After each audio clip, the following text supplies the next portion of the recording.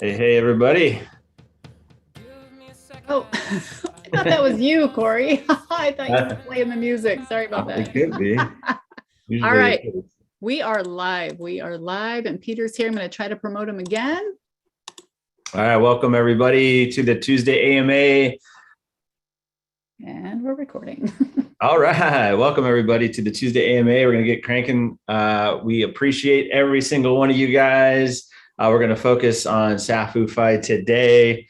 How's everybody doing today? Everybody excited? Everybody ready to rock? We'll do a little bit of Q&A as it is an AMA. Ask me anything towards the end. We're just going to probably run over some updates here with Peter, and we're going to go over the Safu fight platform, the updates, what's the newest, what's happening. So I'm going to pass it over to Peter, unless Peter is not here yet, and I can pass it over to Dawn first for any new exciting updates from the developers. Hey, Dawn, I don't see Peter, so I'm gonna go to you first. Sure, I see Peter. I'm not sure where he is. Like I see him here. Just really quick. Don't want to step on Peter, of course. I really wanted him to go first, but while we're waiting on him, just the safest app in Safu fight is ready, tested, live, beautiful, works. I tested it. It's great. So you can feel free to go ahead and move your safest tokens now.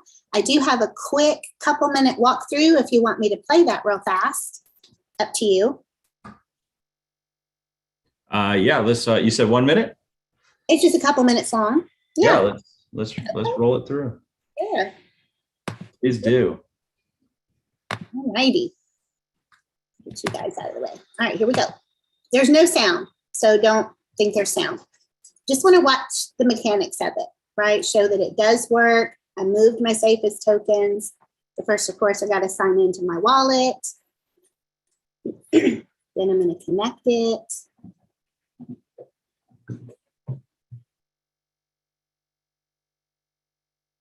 Just connect it real quick now that I'm signed in. Of course, I'm on MetaMask, guys. Right? Showing this is the right safe I'm expecting to see. Just wanted to check that real quick. Go into deposit. I clicked on the safest app, but of course you could click on any of the apps to get to the deposit page, and you can select your token here in the drop down.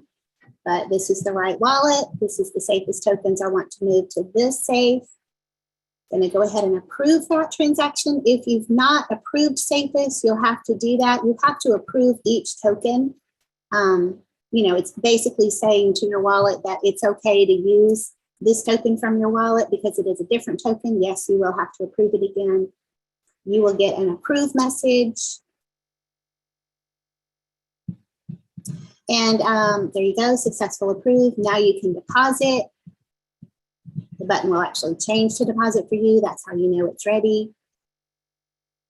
And when you click deposit, you just have to approve it in your safe. You always have to have a little BNB. You can see it's like 0.003, I believe, BNB. So just have a little bit in there to cover the transaction fee.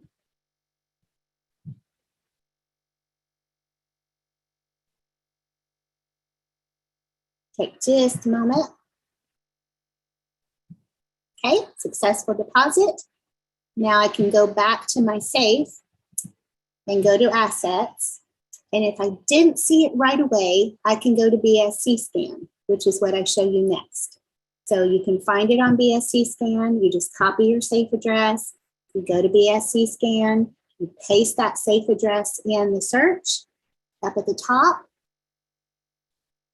Okay, you're going to paste that safe address in. You're going to see under the BEP20 token transactions is where I want to look.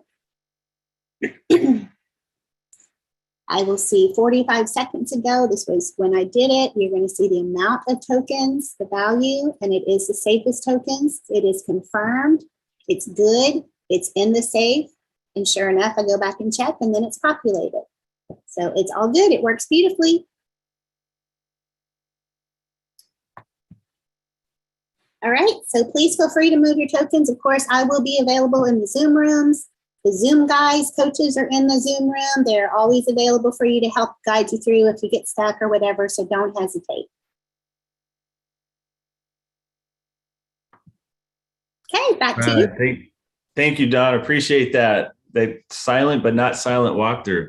That was perfect. I'm just going to say, again, I don't know if you guys heard me say it before, but after moving all of my tokens into the safe, I slept soundly for the first time in a long time. And I highly, highly recommend that everyone out there to move their assets into the safe, protect yourselves and your loved ones from the scammers out there. Peter, I'm going to pass it right over to you, buddy. How you doing today, Peter? Hey, everybody. How's everybody doing today? Wonderful. Wonderful. Excellent. Excellent. Well, let's see. So safest token, Safu-fied. Guys, it's an amazing project. I think one of the things we've talked about is a little bit about, you know, how it functions and stuff. And I guess what we should need to cover on today's AMA, that's what we're going to focus on, is Safu-fied, safest, a little bit about where we're at right now, what we're doing, and then, of course, the future as we begin to move forward. So right now, as you're going to talk to people, you want to make sure that if you're going to talk to them about setting up a safe, they do realize that they need to check the tokenomics of the token that they're transferring. There are a lot of tokens that can be transferred into the safe, right? And we can go through and probably pull up 1,000, 2,000 tokens on the Binance Smart Chain that can. So when you're talking about the tokens, what you want to do is prior to moving them over, is you're going to go and you're going to look at the tokenomics. If there is a tax or a fee to go in and out of the token, you're not going to want to transfer those tokens unless there's an app that's been developed for it. Now we're going to open it up eventually for the other projects to put in to have these apps built so they can switch over their tokens as well. Right now we've built it for our 3 core tokens. And what is the reason for putting it on there? Guys, if you have it on your MetaMask wallet, right, you have a couple things protecting you. One is your computer itself, right? Whatever virus software you have on there, whatever you have to keep people, firewalls, your internet provider, right? Whatever you have to keep people from hacking into your computer. That's your front line there on it, which means that they can hack one device, get in, and then get to your wallet. And if you've left it unlocked, or maybe your password somewhere on there, or, you know, any of that type of stuff, they can get access to it. Or if they can trick you to give you their seed words, your seed words, right? And they do that by saying, hey, let me sync, you need to sync your wallet. Please click on this button. Oh, we're MetaMask. You need to enter in your seed words. And then people type away, right? Because they think they're on with MetaMask. I mentioned this before. We had one lady who said, oh, I want to talk to somebody at MetaMask. So she went on Google and put in MetaMask phone number. And sure enough, a phone number popped up. You know, the problem was it was a bad phone number. It was a fake phone number that somebody had created to put it forward. So when you store your tokens, where am I going with this? When you store your tokens on Safu-fied, they are being stored under a wallet address. However, they are being protected by the entire Binance Smart Chain. They're not on a widget on your desktop. They are on the blockchain. They're not on an app on your phone. They are actually stored on the blockchain. Now, why is the blockchain have its value? Why is it as successful as it is? Because in order to hack the blockchain, you can't hack one device or 2 or 10 or 100. You need to hack over 51% of the devices. And anything that's on the blockchain is distributed. It's distributed to lots and lots and lots of devices. And so it's very difficult, if not impossible. I believe impossible. Maybe someday down the road with quantum computing, it will be able to. But by that time, the algorithms or the cryptographics will be stronger. And so as computers get stronger, cryptographics get stronger. So I believe it is not hackable, which means it is the safest place for your tokens to be on there. Now, if you set it up properly and you set it up now for 2 devices to protect you, now you have the blockchain protecting your tokens, and then you have 2 separate devices, 2 sets of seed words, 2 devices that they would need to hack and get involved with. The possibility of that happening is probably very slim under just about any circumstances that are out there. You would have to give them access to be able to get that. And this is one of the things that we're doing to clean up the industry. We've got to get it to where it's not, we need to move it towards where it's not like, and I'll use this as an example. I'm sure people will get a laugh out of this one. It's not like somebody knocking at your door and they're hiding behind the couch because they know you're coming over to give them an Amway presentation, right? So it's like something you are going to avoid. And if we don't stop people from getting scammed, eventually enough people will say, oh yeah, I got into that crypto thing and I lost all my money. They just emptied out my wallet. And sadly enough, we've had enough people that have had this happen to them, and they're like, but I didn't do anything. They swear they didn't visit a site. They swear they didn't do anything, but it was, so that's how easy it is to put yourself in that position, because a lot of the people, some of the people do now, they know that they got help from Doug Kyle on Telegram, even though Doug Kyle's not on Telegram, and Doug Kyle is helping them, do their stuff. And that's how their wallet get emptied out. But there's a lot of other people. My buddy Les, perfect example. He doesn't know a single thing that he did in order to have his wallet get hacked and have his TruBadger token sold off.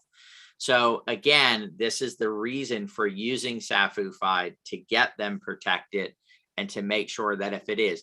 Now, I always leave a little bit in my wallet in case, big run up or something, you want to sell some off right away.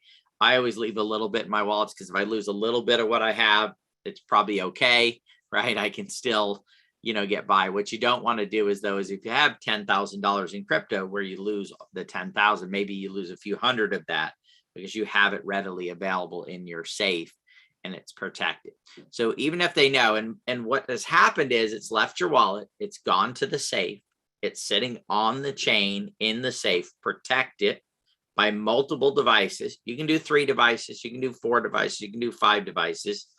I believe for the most part, 2 devices are enough for people that are, just everyday people. Maybe if you had a project where you had millions in crypto, you might want to do a 3, 4, 5, 10 person protection on that. But I think for the most part, it would be, 2 devices is sound enough for it to be. And the cool thing is, when we started out, you go on there and you see that it's an owner and then another owner. You can be both of those people. So this is what I really want to do, is clear up any misconceptions, right? You don't need anybody else to set up a safe except for yourself. You can do 2 devices. You control both devices, and you are the only one that has access to your crypto. Okay. If you don't have 2 devices, you only have 1, and it's you have a laptop or a PC, a computer. You can set up 2 wallets on 2 different browsers. I have it set up this way on my computer. I have a wallet on my Chrome and I have a wallet on Brave. They're 2 separate wallets, 2 different sets of seed words, and both of those wallets I could connect. I don't, because I use devices to protect mine. I don't want it if somebody gets in my computer where they can maybe figure out how to get into both devices, both of my wallets. But again, it is a way that you can set it up, because they would have to, again, get 2 separate passwords. Someone had asked me, could you make them the same password? You could, but probably better to have separate passwords, because then if they get one password, then they would automatically have the other one. So probably better to do 2 separate passwords if you can, even if there's a slight variation to them. It would probably be better to have those 2 separate ones. So this is the first product that we're building. Safu was originally built in order to secure projects, which will probably come in about January or so, about the time we start launching other projects that are outside the ecosystem. And it's really there to protect the assets. So if you're going to get involved in a project, and let's say that project has $500,000 of token holders' assets. That means the primary token and maybe BNB or some other asset that it's acquired over time. Now, one of the problems, and maybe you guys saw this in the news, there was an exchange in Canada. Hi, Canadians. How you doing out there? There was an exchange in Canada where the gentleman who ran the exchange was the only one that had access to the keys to get into this. And he went away to India and he actually died there, supposedly, right? We don't know. I didn't, who knows with in the crypto space. But a lot of crypto had gotten held up in there where they couldn't get to that crypto. And if that would have been set up on a multi-sig wallet where 5 people had access to it and only 3 had to sign off on, they would have been able to access, figure out what happened. Did he steal it? Did he burn it? Did he, whatever happened, right? And I believe eventually they got into the wallet and figured out some of it. Maybe some of you guys in Canada. I saw somebody say, thank you for reminding me or something like that of that one. So maybe they can tell you the whole story. I have not kept up on the story there on what's going on. Oh, it's still in court. Okay. So a lot of crazy stuff like that, guys. Multi-sig wallets for projects are they're absolutely needed. Okay. Because then again, if something happens to the project, it is protected by multiples. And all of our wallets over the next few months for all of our projects, for Insights, for Safu-fied, all the ones that will be set up on multi-sig wallets. And then the main wallet will have enough to operate on for that month. And then it will be transferred each month from the multi-sig wallets to protect the assets of it. So no one person can decide, yeah, I think I'm going to go to Tahiti and I'm going to take the wallet with me and all the crypto with me, right? That can't happen in that sense. It was also developed to protect the contracts that are set up. So we've talked a little bit about renouncement of ownership, right? So there's these projects out there that go, we renounced ownership. It's actually not as prevalent as it was there for a while because people began to realize that it wasn't such a great thing to do when their projects couldn't be fixed or changed or upgraded in any form or fashion. And they had to start reissuing new tokens to replace them, which is a pain in the neck in the first place, right? And usually harms the token permanently or for quite some time. So the idea is for Safu-fied to protect those contracts where changes can still be made, but parameters can be put in place. The neat thing about the multi-sig stuff, guys, is it's not just, so you have, we're building what are called managed DAOs. Okay. So a managed DAO is a DAO that's owned and controlled by the token holders. And then the token holders then elect a lead manager that then is going to run the day-to-day operations of the business. And hopefully we find people with skills and the ability to grow the business and keep it going. And so then there's votes that happen and the lead manager doesn't get to decide whether he wants to or doesn't want to. The vote of the members must be carried out by the lead manager. And then the lead manager hires the rest of the team. It goes out and finds phenomenal people that know what they're doing, that understand computers and social media and marketing and all that stuff. And then they implement the strategy that's there. So one of the neat parts about the way that multi-sig wallets work is that actual community members can be signers on those accounts. So it doesn't necessarily just be management within the management team. It can be management and community members that the community elects. So we say, hey, we're going to hold the vote. Who would like to be a token, manager protector in this sense? And then you would put your name in the hat and we would have an election. And then we could choose 1 or 2 or 3 community members that need to sign off on that wallet. So you would have the staff and the community members. So you can really protect these things and make sure that the assets are safe, that the contract is safe. So that's the idea of it. Now we're beginning to look at other types of things as laws move forward and as things come together, multi-purchase or multi-people purchasing assets together. So combined asset purchase where maybe 10 or 20 or 30 people can get together and all purchase assets together safely, have rules already in place that say let's say 20 people are buying an asset. If any 15 ever would like to sell that, then you can at any time go in and click, I'd like to sell. And then that will pop up to all the rest that, so-and-so's interested in selling. If 14 of the other people agree, then the asset is sold. When the asset is sold in the marketplace, those funds, that crypto is automatically distributed back out to the 20 wallets, proportionately to what they have, less the fees that it takes to do that. So these are the ideas and the concepts that we're moving forward from there. Now, I've been in business long enough to use escrow companies, and escrow companies, even though they're needed, and when you need them and something goes wrong, you're glad you have them. They can get very expensive on the deals that go very smoothly.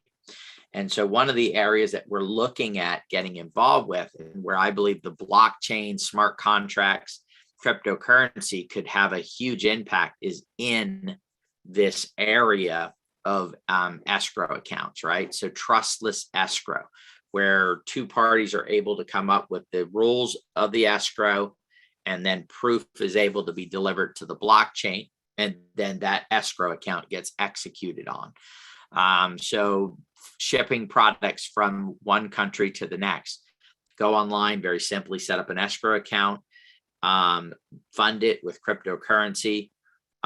When the documents arrive, I upload those documents. The system then checks with, let's say they were FedEx. With FedEx, shows that delivery was done. I accepted the delivery, which means I accepted the product that was there. And then the funds are released, right? There could even be a split thing where as soon as they arrive, I get half the money. The other half is once I inspect the goods and then verify that. And maybe those goods are done in some type of a virtual setting, where a video setting, where I can prove when I'm opening the boxes that it is, and then it can verify it utilizing things like AI and all kinds of other different things. So we've got big plans for it. Now, the great part about with Safu, guys, is right now is for you to do a safe is absolutely free on our side. We don't get any of the transaction fees, and we're not charging for this. This is a service that we're providing in order to what? Clean up and fix the industry, to prevent people from getting their crypto stolen. So when you talk to Aunt Susan, she's not like, oh, I got in that crypto thing and I lost all my money because they took it from my wallet, right? These are the types of things that are going to get people upset and that are going to get it to move in that direction. And so our first project for Safu is something to help clean up and move in the right direction of improving the entire crypto space, which is, by the way, if you look at our projects from Catapult to Insights to what we're doing with CMP, all of our projects have the focus of making this a better, safer place for people to operate and function in. And we have some plans down the road for helping maybe even get other companies involved to start heading in that direction. I believe that as a project, and then as a crypto enthusiast, it's up to us to clean up the industry and get it moving in the right direction. We've got to stop the pump and dumps. We've got to stop the, on the crypto enthusiast side of it, driving up market caps just in order for us to get a quick buck and cash out of them. Those things have got to slow down, at least to some degree. We've got to start, investing in projects that are clearly rug pulls. I'm going to do a little bit of work here, guys, and we might be on a little bit longer today because I want to show you guys how easy it is to identify rug pulls if you just take the time to look for a rug pull. I was going to do a video on this too, and I probably will do a video on this, but I want to just grab this document real quick and then I'll share my screen here. Because it's pretty incredible when I watch what people are getting involved with. And by the way, guys, it's not just the scammer's fault. If we as people do not do our due diligence, we're letting them get away with it, right? We're encouraging them to continue to do scam projects and continue to move forward here. So let me grab one of these here. And some of these sites might not even be up. It's been a week. since we went on and they began their scamming nature there. Let's close all that there. All right, let's do this here.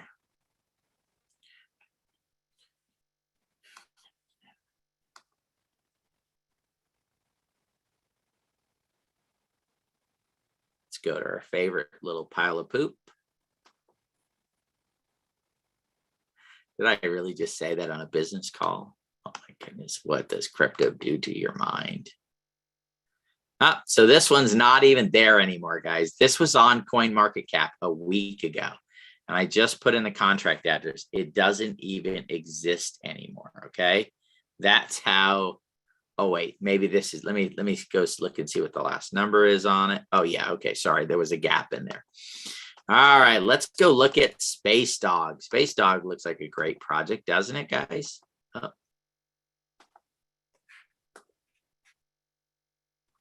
Yep, Space Dog disappeared. Hold on. Let me refresh here.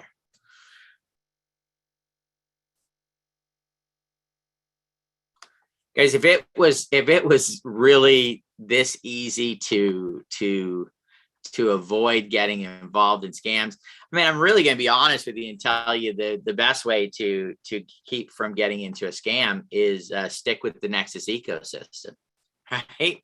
I'm going to tell it like it is right now, right? On this. So let's see. Oh, we're going to have to go look up Space Dog on CoinMarketCap. By the way, guys, I did not get these from some random site out there. These were actually ones that made it to CoinMarketCap that were actually listed on CoinMarketCap. So they actually thought that these were legit. They made it through their listing process from that side of it. So these were ones that, here we go, Space Dog, and Space Dog is on here. So we wanted to come here because we want to get to their token site, right? So here we go, Space Dog. There's a price for Space Dog. It looked like it was even in the green there, didn't it?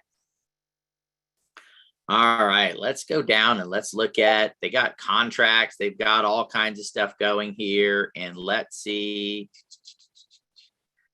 It's not a bad looking website here. Oh, look, they got a team here. All right, let's go look at this team here for Space Dog. Now, this is interesting. Look at Jason Mill here. He's the CEO. Space Dog creates a great change, and I'm sure they're going to tell you lots of great things. Oh, look, Mark over here was a software engineer. Well, let me go look and see if I can find anything.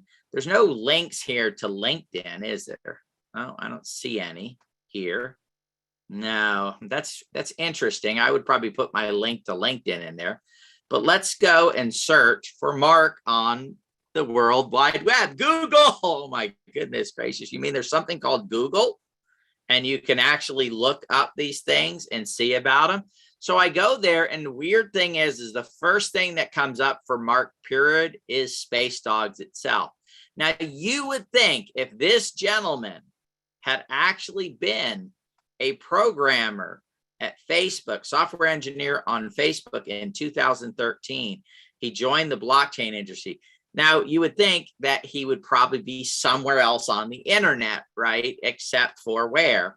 On Space Dogs coming up. You would think that maybe some of the other projects he worked on, you would probably think that maybe he had a LinkedIn page and that one would come up. I'm not seeing a lot on our friend there, but you know what? Maybe he's just a private person.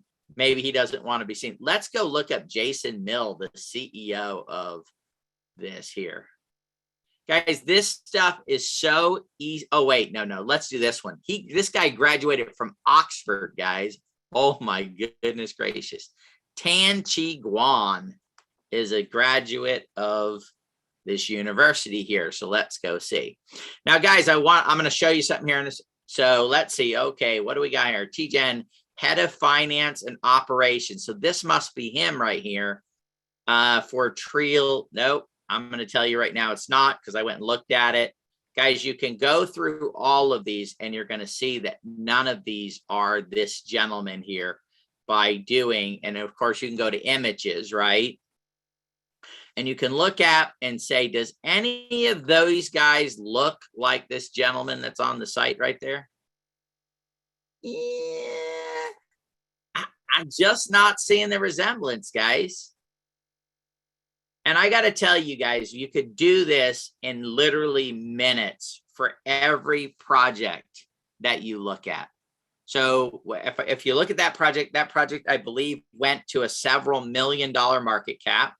They did hundreds of thousands of dollars in volume that first day. And of course, you saw that the market cap was down to $60,000. Okay.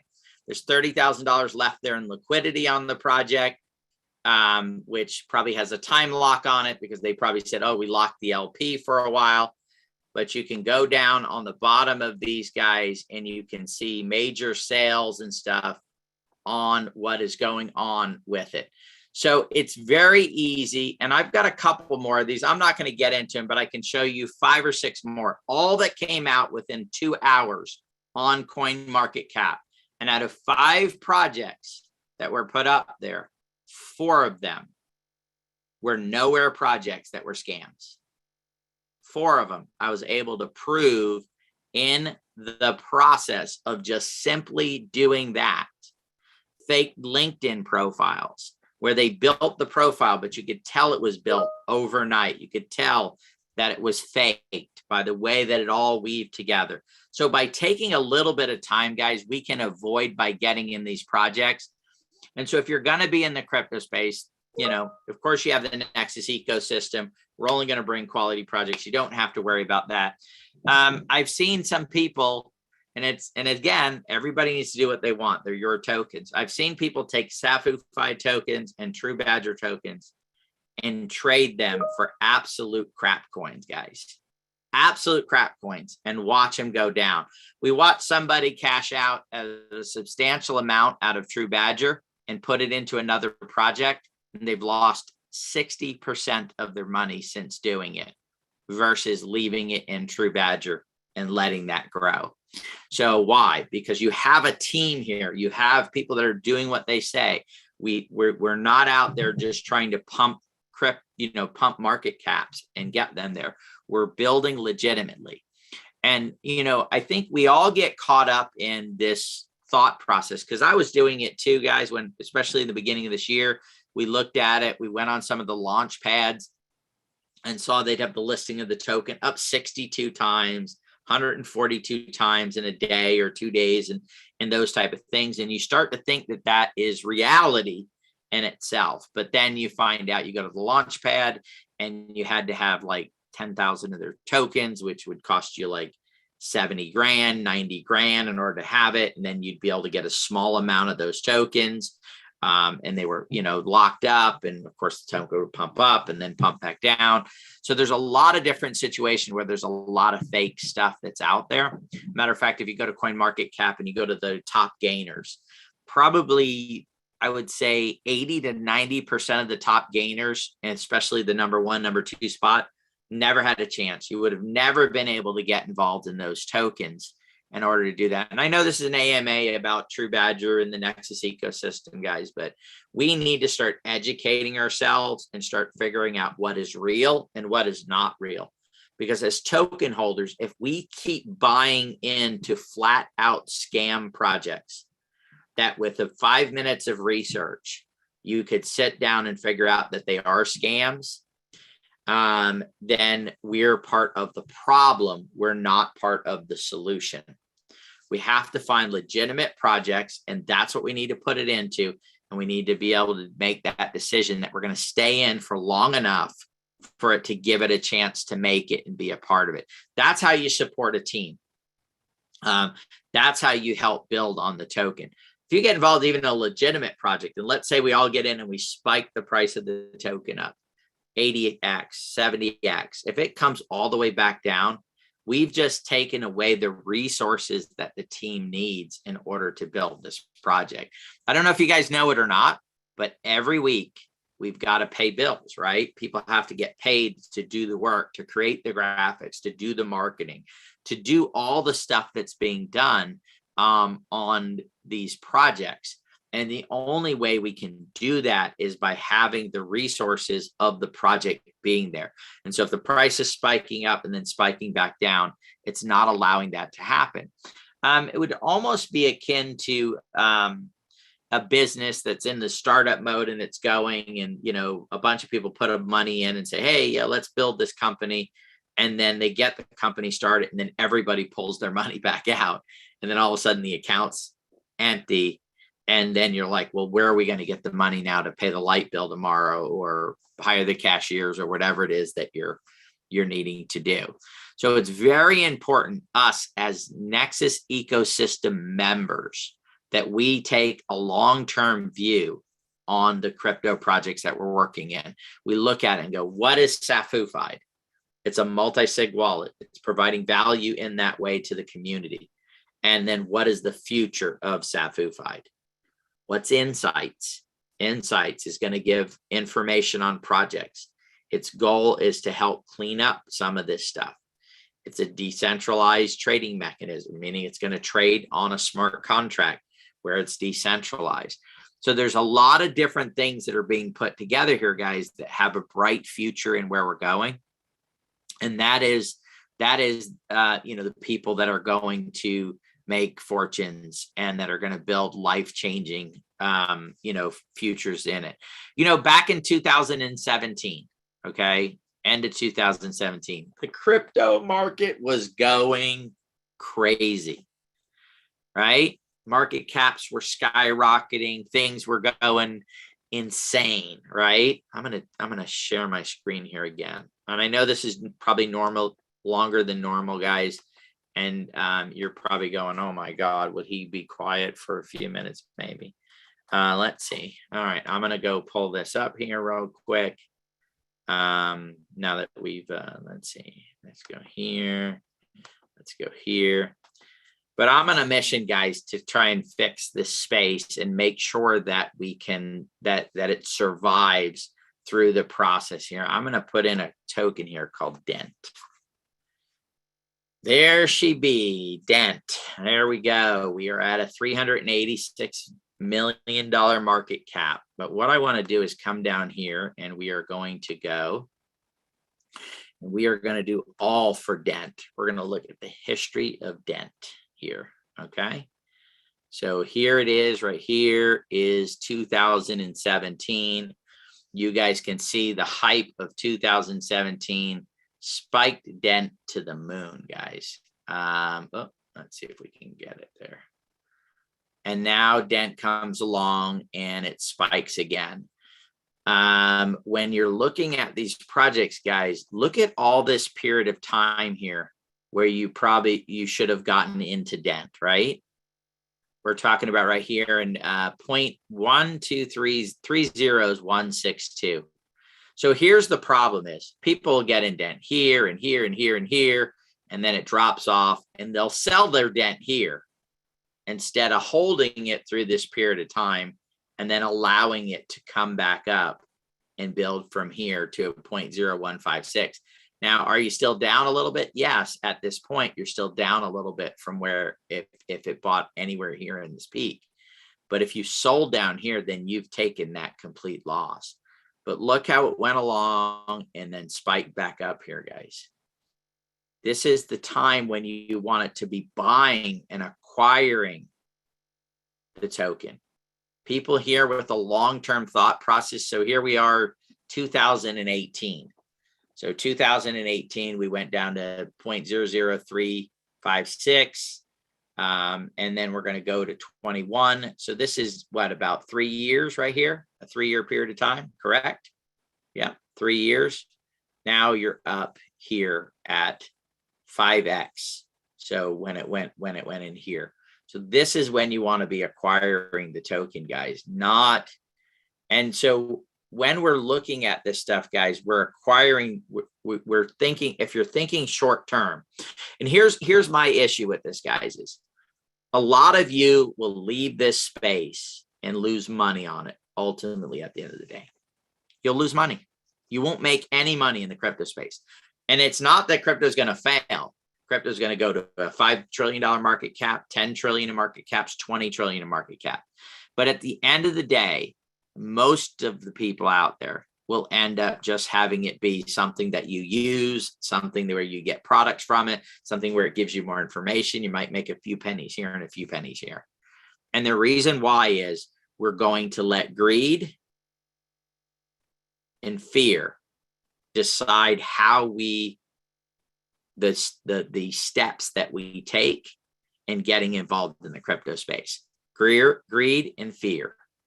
Those are how we will operate, and that's how we'll function when we trade in and out of tokens. Greed and fear. So greed is, I can't sell it. Oh my God, it's going up, it's going up, it's going up. And then fear is, oh my God, it's going down, it's going down, it's going down. I've got to sell now. It's the exact opposite of what you're supposed to be doing, right? And that is the part that's the hardest thing to do. And then it's, oh my God, look at that green candle. I don't have time to go search on Google to see if Wandon Chin is real or whatever his name was, right? I can't really see if he was an engineer at Facebook, even though it only takes 1 minute to really see if he was part of it. And there were a lot of people who saw that green candle going up. Oh, it's up 100%, it's up 150, it's up 200, it's up 300%. They ape into it. And if they would have taken a few minutes more, they wouldn't have fed into it. So now they're out their funds, and there's no way they're getting them back, by the way. There is no selling it back into that contract, right? And I can show you project after project after project after project, guys. I found 4 of them that went up in 2 hours in CoinMarketCap. I believe there's still 24 hours in a day, which means there's the possibility of 20 projects going up on CoinMarketCap that had it. And here's the key. It's on every single chain. It's on Ethereum. It's on the Binance Smart Chain. It's on Polygon. It's on Avalanche. It's on all of them. Some have more than others. But again, a few minutes of due diligence. DYOR, do your own research. It's very simple and very easy to do. I'm going to make a video and I'm going to walk through about 5 or 6 of these things that you can check to look and see how to prevent the scam artists from being able to take advantage of it. But here's the key. We have a responsibility, if we're going to be in the crypto space right now, to get educated and help enhance projects that have the ability to make it, and do our best to avoid scams. Because if we can avoid the scams, we don't get involved with them, then we're creating value in the marketplace. If we're out there getting involved in scams, then we're feeding the negative, the bad side of the crypto space. All right, that's all I got, guys. Let's look and see. We got a couple of questions, I'm sure.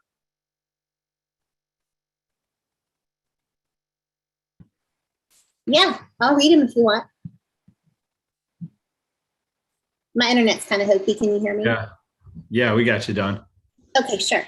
All right, so from YouTube, so if I have a ledger, I can save it there, same as well, correct? So the safe and the ledger. Peter. You're drinking that. Is that a question for me? It is. I believe that's a question for Reza. Okay, I will find out. For me. I will find out. All right, so I'll find out and report back. If the Safu website goes down, can we interact with the smart contract, our safe, directly with our MetaMask wallet through BSC scan? We'll have to check on that, because you need to be able to, I would think that if you knew you were, so here's the thing. If the website is down, okay, and I know I'm going to go do a transaction, and so I have to be able to get to the safe. That's a question we'll have to ask Reza, but we are building a backups, stripped down a version of it. So if the main website goes down, you will still have access to it. So we are already building a backup system to it in order to make sure that it doesn't happen. But we'll have to check on that one as well. If there is a pathway that is straight, on chain from your wallet to the chain, if that's able to be done. So I would believe, though, if you start a transaction, I don't know. That's another one we'll have to ask Reza. Or I'd have to think about it. Yeah, we'll get back to them on that. So those are the only 2 questions. There were some other things that might be of value. I'd already answered them, but I'll go ahead and read them for the YouTubers.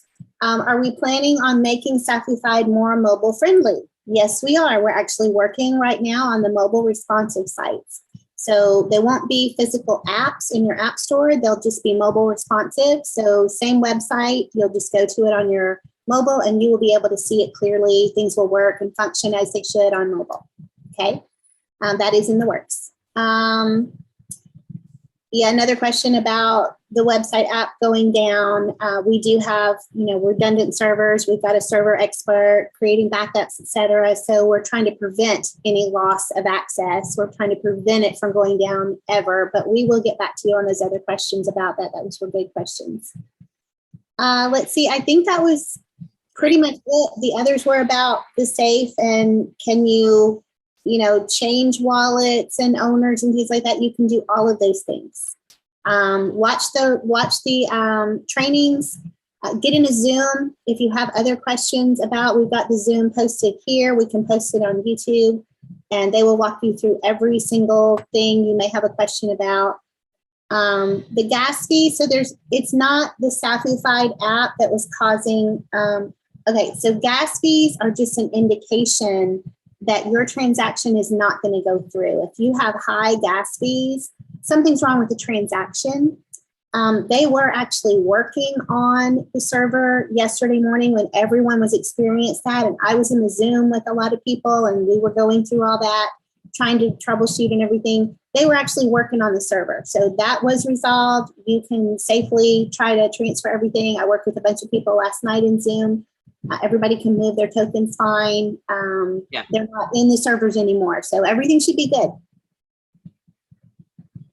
Real quick too, guys, gas fees. Let's talk about those real quick. Gas fees are based on the traffic and the number of transactions that are going through a chain at any given time. So if there's a lot of transactions, gas fee raises. If there's less transactions, gas fees go down. So if you have something that is not time sensitive, you can check your gas fee. You can go in and start the transaction, look at what the gas fee is, simply take the number that it gives you, or you can have it set in MetaMask to show you in US dollars. And you can look at that. If it seems like it's a high gas fee and it's not something that's time sensitive, just reject the transaction and come back at a different time when it is. And there will vary. It can go anywhere from 12 cents to $1 a transaction. It just depends on when you're doing that transaction. So there is no set amount for the transactions. It's literally depends on the network and the amount of traffic and the amount of transactions that are taking place on the network. Which is why they have, if you go to CoinMarketCap for the Ethereum chain, they actually have the gas prices listed right there where you can see them because they're always fluctuating. Okay. Let's see. If you have 2 devices and one of your devices gets stolen, as long as you got your seed words, you're golden, right? It has nothing to do with the device. It has to do with your magical 12 seed words. So my phone gets stolen, as long as they can't, because I have my wallet locked, I don't have my seed words on there. I get my new phone, I bring MetaMask back on, I put my seed words in, and then I'm ready to go. Again, same thing with the computer. The device is not the key. It's the seed words that are the key to it, which is why we say it so often. Never, never, never share your seed words. If you share your seed words, you've given away your crypto, right? From that perspective. And you don't want to share your seed words even once you do have a safe, right? You still want to protect them as best as possible. It's just if somebody happens to run such a great con that they do get your seed words, or let's say you're walking around with them in your day planner and you open up your day planner and your seed words go flying off into the wind. And then somebody finds them in the park and they go, oh, look, I found some seed words, and you have your wallet address on there and they look them up and go, no, this. All right. So just, seed words are important. Make sure you protect them. don't let anybody get get your seed words and you're in good shape. But even if you do, if you have a wallet, your funds are going to be protected. Yes. Will we still get charged even if we reject the transaction to check gas fees? No. No, the fee is not taken out of your wallet until you actually do the transaction. Now, you do get charged fees on failed transactions, a lower fee, but you don't get, the fee doesn't go through until you actually hit the confirm button, and then it charges the fee to do that. And Don had mentioned about approving. Guys, anything you do on the blockchain needs to be approved. This is not something that's unique to our wallet. Matter of fact, when you go to PancakeSwap and you go to sell your tokens, you don't need to approve to buy tokens to initially receive them. But when you go to sell a token, you will see that every time you have to approve, because what's happening is the wallet is already approved to be able to remove BNB on those sites. But now you have a new token in there, and the wallet has to get permission to have access to that token, then to move it out of the wallet, whether it's a transfer from that wallet to another wallet, or whether it is a transaction that's allowing it to go somewhere to swap and then replace it with BNB.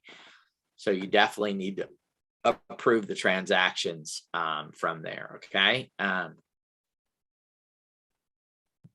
I don't know when it will, that'll be a question Don will have to ask. I know they're working on it to where it'll have the dollar values of what your tokens are worth.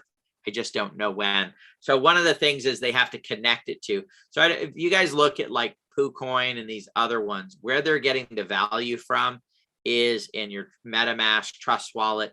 They're getting that value from one of the aggregator sites that are putting it together, like CoinMarketCap or CoinGecko.